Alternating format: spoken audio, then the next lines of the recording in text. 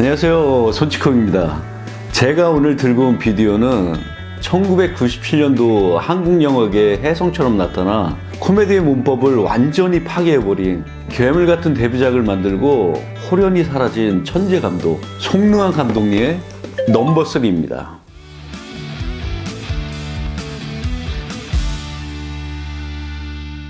넘버 3는 1997년도에 개봉한 영화로 송능한 감독님의 파격적인 연출력과 쉴 새 없이 터지는 대사의 향연으로 한국 영화계에 신선한 충격을 안겼던 그런 작품입니다. 이 영화는 삼류 인생들의 욕망과 허위의식을 날카로운 유머로 풍자하는 영화로 보는 내내 정말 씁쓸한 블랙 유머를 쉴 새 없이 발휘하는 그런 느낌이 듭니다. 사실 이 작품은 쿠엔틴 타란티노 감독의 펄픽션으로부터 형식과 스타일 면에서 큰 영향을 받은 작품으로 잘 알려져 있어요. 영화의 구성은 시간 순서를 뒤섞거나 챕터를 나누는 등 실험적인 구조를 보여줬죠. 두 영화 모두 뒷골목 갱스터들의 수다스러운 대사를 통해 장르의 전용성을 비튼다는 점에서 매우 흡사합니다.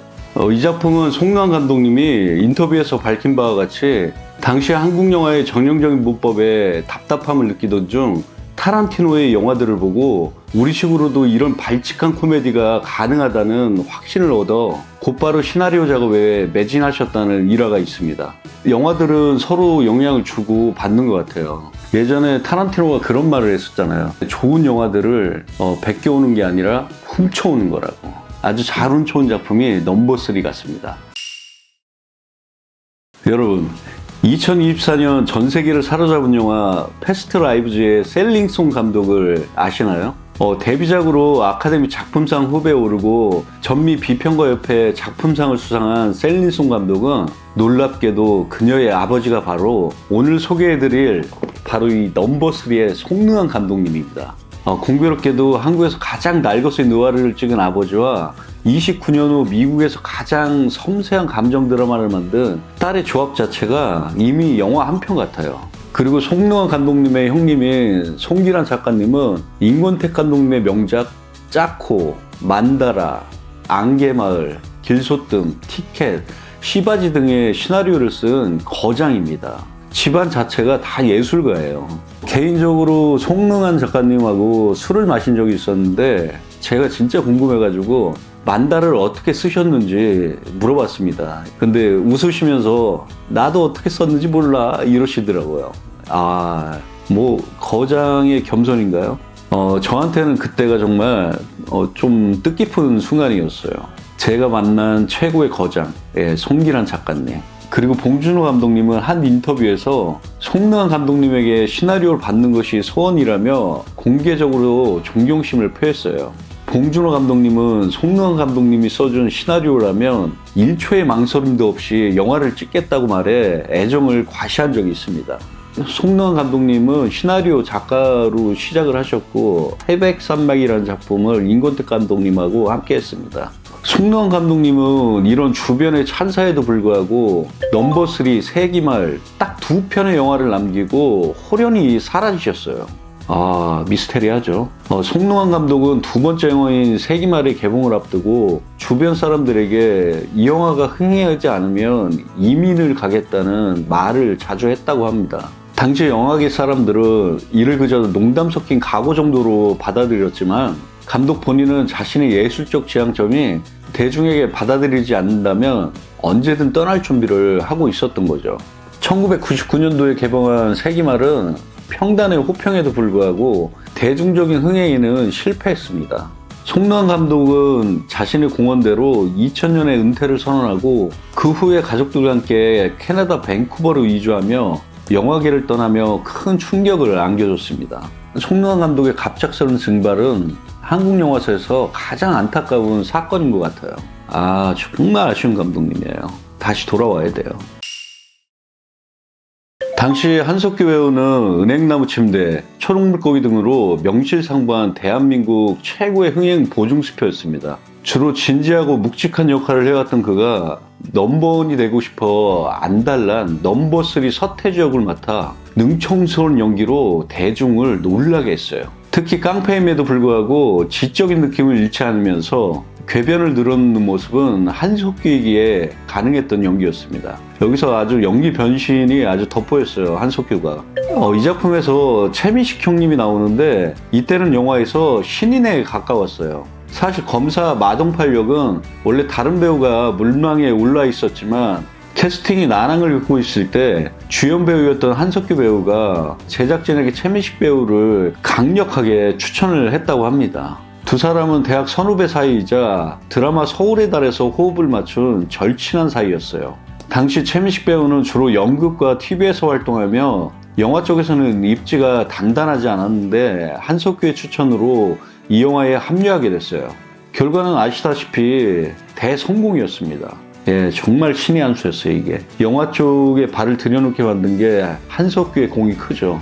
깡패보다 더 깡패 같은 독종 검사 캐릭터는 최민식이라는 배우를 영화계에서 각인시키는 계기가 되었고, 이후 두 사람은 쉬리에서 다시 만나 한국 영화의 르네상스를 활짝 열게 됩니다. 쉬리가 한국 블록버스터 영화의 시발점이 됐죠. 그때 당시에 600만 정도가 들었던 것 같아요. 저는 군대에 있을 때라서 극장에서 보진 못하고 나중에 비디오로 봤습니다. 진짜 비디오로 봤을 때도 너무 재밌었어요. 총격 액션이 아주 실감났습니다. 이 영화의 실질적인 주인공은 조필이라는 말이 있을 정도로 송강호의 등장은 정말 충격적이었어요. 당시 무명이었던 그는 송능한 감독님의 눈에 띄어 발탁되었는데 대본에 있던 대사를 보는 말에 독특한 호흡과 말투로 소화하며 전설적인 명장면을 탄생시켰죠. 예전에 말이야, 최영이라는 분이 계셨어. 너 소냐? 나 최영이야. 이런 거 아시죠? 얼마나 연기가 리얼했는지 당시 관객들은 진짜 깡패를 데려온 거 아니냐는 오해를 할 정도였어요. 저는 초록무교에서 처음 송강호 배우를 봤었는데 그때 정말 진짜 깡패를 데려오지 않았나 그런 생각을 진짜 했어요. 저는 그때는 한국 영화를 대표하는 배우가 될 거라는 생각은 하지 못했습니다. 아주 거장이 됐죠. 한석규의 아내 현지 역을 맡은 이미연 배우는 기존의 청순한 이미지를 깨고 시를 사랑하는 엉뚱한 캐릭터로 변신해 불륜을 저지르는 권태로운 아내를 완벽하게 소화했습니다. 예, 진짜 파격이었어요. 그 당시에는. 이미연 배우가 여기서 좀 약간 노출신도 있고 그런 장면들이 있는데 아주 자연스럽게 과감하게 그런 연기를 해냈습니다. 예전에 초콜릿 광고로 유명했었죠. 이미연 배우가. 가나 초콜릿. 재떨이 역의 박상면은 이름처럼 재떨이 하나로 조직을 평정하는 단순 무식한 행동대장으로 거구의 체구에서 뿜어져 나오는 압도적인 위압감과 코믹함을 동시에 보여준 신시틀러였어요. 바로 이 재떨이. 이거 똑같잖아요. 박상면이 들고 다녔던 그 재떨이하고 아주 비슷한 디자인. 요즘에는 이런 재떨이 디자인이 나오지 않죠. 아주 옛날 겁니다, 이게. 랭보 역의 박광정은 깡패 아내에게 시를 가르치며 사랑을 나누는 삼류 시인으로 특유의 가냘픈 외모와 지적인 척하는 궤변을 통해 지식인의 허위의식을 가장 우스꽝스럽게 풍자를 했습니다. 넘버3 자체가 캐릭터 중심의 영화이기 때문에 캐릭터들이 아주 많아요. 그리고 다 하나하나 다 돋보이는 역할들이에요. 마지막으로 조직 보스인 강도식 역의 안석환은 내가 넘버원이야를 외치며 권위를 세우려 하지만 정작 부하들의 하극상과 야쿠자의 관계 속에서 늘 불안해하는 찌질하고도 탐욕스러운 보스의 전형을 보여줬어요. 영화에서 보면 대부 책을 보면서 눈물을 훔치는 장면도 있고 그런 감성적인 면을 터치하고 있어요. 강도식 역의 안석환 배우님. 넘버3의 줄거리를 간략하게 말씀드리면 이 영화는 3개의 에피소드로 나뉘어져 있는 캐릭터 중심의 영화입니다. 첫 번째 에피소드인 백조는 겉보기에는 우아해 보이지만 물밑에서는 살아남기 위해 처절하게 발버둥치는 이들의 이야기입니다. 주인공 태주는 원래 뜨내기 깡패였지만 도강파 조직 내 부두목의 하극상 쿠데타에서 기지를 발휘해 보스를 구해낸 대가로 넘버2 자리에 올라섭니다. 이제는 폼나는 넘버원이 되고 싶어 21세기 국제화시대에 발맞추기 위해 틈틈이 영어 공부도 하며 품격을 갖추려 애쓰지만 넘버2라는 자리는 늘 위험과 경쟁으로 뒤덮여 있죠. 태주의 최대 라이벌이자 넘버2인 제철은 말보다 재떨이가 먼저 나가는 무식함의 끝판왕입니다. 제철은 인터넷을 국제 경찰을 알고 있을 정도로 무식하지만 힘 하나는 끝내줍니다.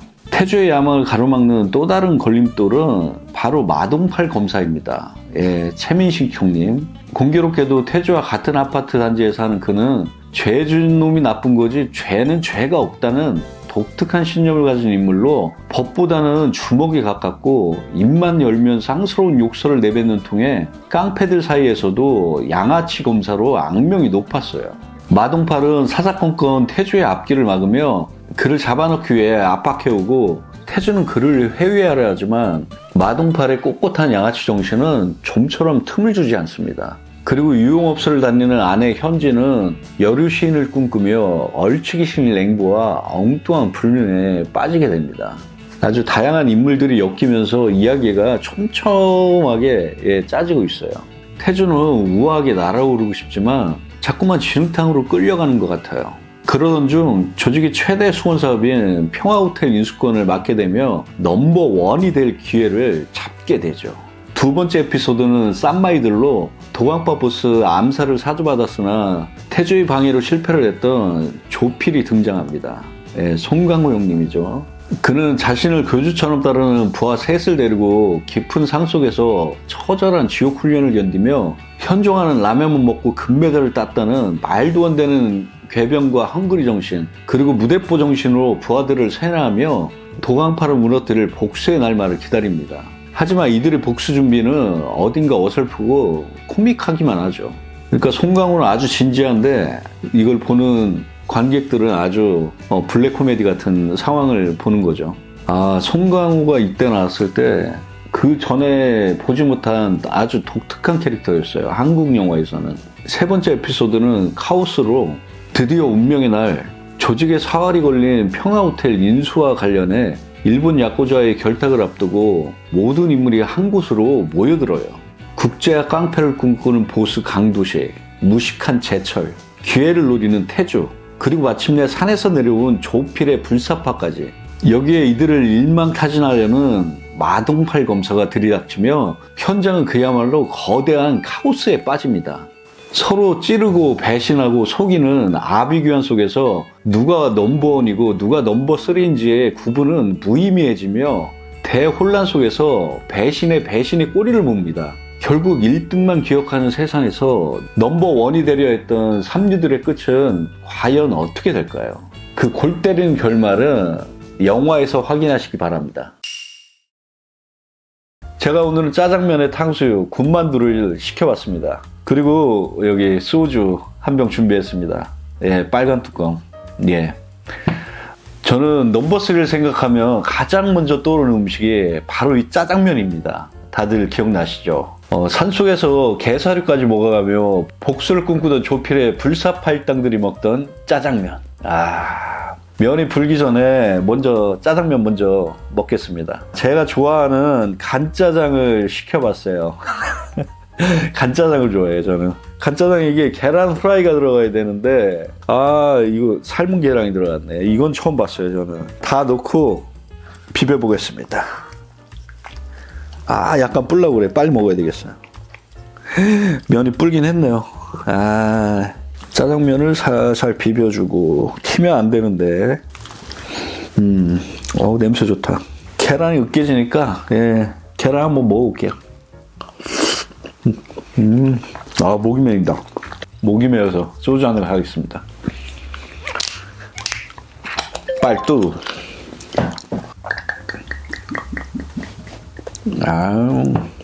자, 여러분, 오랜만입니다. 짠.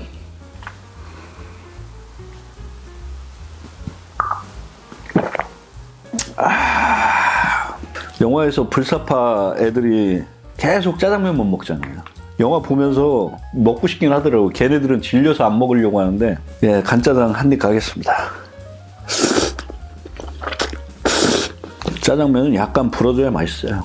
당구장에서 왜 맛있냐면 당구 치다가 바로 먹지 않고 약간 불려서 먹어서 그래서 맛있는 거예요. 탕수육 한번 가볼까요? 그대로 하나 먹어볼게요. 고기만. 바삭하지 않네. 눅눅해요 지금. 간짜장을 빨리 먹어야 될 것 같아요.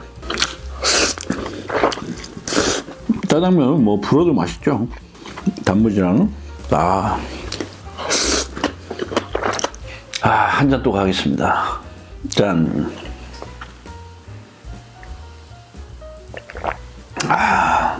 군만두 하나 가야죠. 흔히 아는 우리 군만두 맛. 이번엔 소스 찍어가지고, 네, 탕수육. 달달하네요. 소스가 너무 달긴 하다. 사실 넘버3 이거 처음 볼 때 진짜 깜짝 놀랐어요. 한국에 이런 영화가 나왔다니. 그 당시에는 좀 파격적이었죠. 아주 블랙 코미디가 날카롭게 살아있고 인물들이 완전히 독특하고 개성 강하고 아주 좋은 영화였습니다. 저한테는. 제 스스로 별점 5개를 줬어요. 그만큼 충격적이었고 너무 재밌는 영화. 너무 재밌어. 넘버3가 나온 지 굉장히 오래됐는데 지금도 세련된 느낌이 들어요. 인물들, 캐릭터 중심의 영화들은 한국 영화에서 드물기 때문에 사실 이 영화 처음 봤을 때 가장 놀랐던 거는 송강호. 어디서 툭 튀어나와가지고 갑자기. 진짜 송강호가 맡은 조필이라는 캐릭터는 진짜 그 사람인 줄 알았어. 약간 너무 삼류 느낌 나요. 근데 그 캐릭터에 완전히 녹아든 거죠. 예, 메소드 연기로. 어마어마했습니다. 독특한 뉘앙스를 잘 살려줬던 것 같아요. 그 캐릭터에. 강호 형님을 위해. 강호 형 한잔해요. 짠. 여기 보시면은 배경이 좀 바뀌었죠.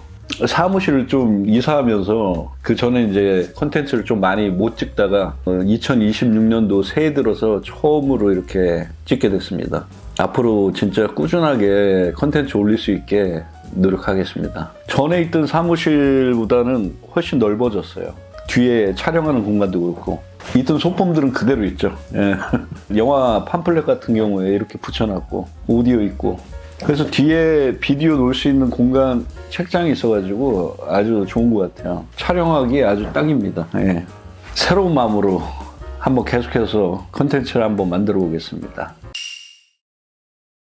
넘버3는 미장센이나 영상미가 세련된 영화는 아니에요. 대신 카메라는 늘 인물에 바짝 붙어 있고 컷은 거칠고 편집은 리듬감으로 밀어붙입니다. 이 거친 질감이 영화의 세계관과 완벽하게 맞아떨어져요. 아주 거친 느와르죠. 사실 느와르 영화인데 이것을 블랙 코미디로 비튼 거죠. 이 영화가 만약 지금처럼 깔끔한 촬영으로 찍혔다면 오히려 망했을지도 몰라요.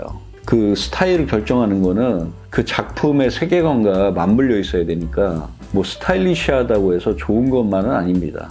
이 영화는 당시로서는 파격적인 만화적 구성을 보여줍니다. 자막을 적극적으로 활용하는 연출은 90년대 한국 영화에서 보기 드문 세련된 시도였습니다. 네, 이때 자막을 넣는다는 거는 이 영화 전에는 본 적이 없는 것 같아요. 지금은 아주 흔하게 많이 쓰고 있죠. 유튜브의 영향도 있지만 특히 인물들의 대사를 롱테이크를 잡으며 그들이 궤변과 허세를 관객이 고스란히 느끼게 만들어줍니다. 어쩔 수가 없다도 블랙 코미디였죠. 넘버3는 다른 계열의 블랙 코미디 영화. 사실은 이 영화를 훨씬 좋아합니다. 넘버3를. 영화 초반부터 캐릭터들이 끊임없이 집착하는 넘버, 즉 순위는 이 영화의 가장 중요한 상징적인 의미를 가지고 있습니다. 영화 오프닝에 보시면 슬롯모션 화면과 그 위로 새겨지는 넘버3 타이틀은 영화 전체의 정체성을 관통하는 아주 탁월한 시각적 장치입니다. 도박 같은 인생에 베팅을 하는 삼류들의 이야기를 펼칠 것이라는 일종의 암시죠. 복선 같은 거예요. 그리고 모두가 삼류라는 메시지를 넌지시 던지고 있어요. 넘버원이 되기 위해 발버둥 치는 조폭들과 검사의 모습은 겉으로는 질서 정연해 보이는 사회가 사실은 얼마나 천박한 서열주의에 매몰되어 있는지를 보여주는 장치입니다. 겉으로는 국제화와 정의를 내세우지만 사실은 누군가를 짓밟고 올라가려는 인간들의 적나라한 욕망을 숫자라는 개념을 통해 날카롭게 풍자하고 있는 것이죠. 특히 송강호가 맡은 조필이라는 캐릭터는 끊임없이 궤변을 늘어놓으며 부하들을 세뇌하는데 이는 논리가 아닌 목소리가 큰 놈이 이기는 우리 사회의 무대포 정신과 허위의식을 상징적으로 보여줘요. 태주가 검사 마동팔과 나누는 비속어 섞인 설전이나 현지가 랭보가 나누는 어설픈 시적 대화들은 인물들의 내면이 얼마나 공허하고 가식적인지를 상징적으로 보여줍니다.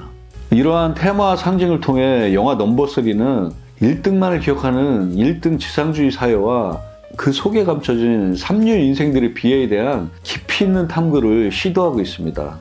인물들이 내뱉는 현란한 말잔치 속에 숨겨진 씁쓸한 현실의 메시지를 곰곰이 생각해보면 영화를 더욱 깊이 있게 감상하실 거라고 생각합니다. 정말 넘버3는 감히 말씀드리지만 한국 영화에서 길이 남을 걸작이란 말씀을 드리고 싶어요. 진짜 걸작입니다. 데뷔작이 걸작이야. 송명호 감독님이 만드신 이 걸작. 다시 오셔가지고 새로운 영화들을 만들어 주셔야 돼요. 타란티노의 펄픽션 구성을 참고한 것은 맞지만 캐릭터와 이야기는 완전히 다릅니다. 넘버3가 재봉한 지 30년이 지났지만 아직까지도 유튜브에서 명장면이 회자가 되는 강력한 작품입니다. 인간의 욕망과 삼류 인생을 통쾌하게 비튼 걸작 블랙 코미디 넘버3 강력 추천드립니다. 현재 넷플릭스, 티빙, 웨이브, 쿠팡플레이, 유플러스 모바일 TV 등에서 편하게 보실 수 있습니다. 세련된 풍자와 배우들의 미친 연기력을 보고 싶다면 넘버3 무조건 한번 보시길 추천드립니다. 오늘 영상은 여기까지 하겠습니다. 다음에도 맛있는 음식 먹으면서 옛날을 추억할 수 있는 작품으로 찾아오겠습니다. 여러분 행복한 하루 되시고요. 재미있게 보셨으면 구독, 좋아요, 알림 설정 한번 부탁드리겠습니다. 그럼 다음 영상에서 만나 뵙겠습니다. I'll be back.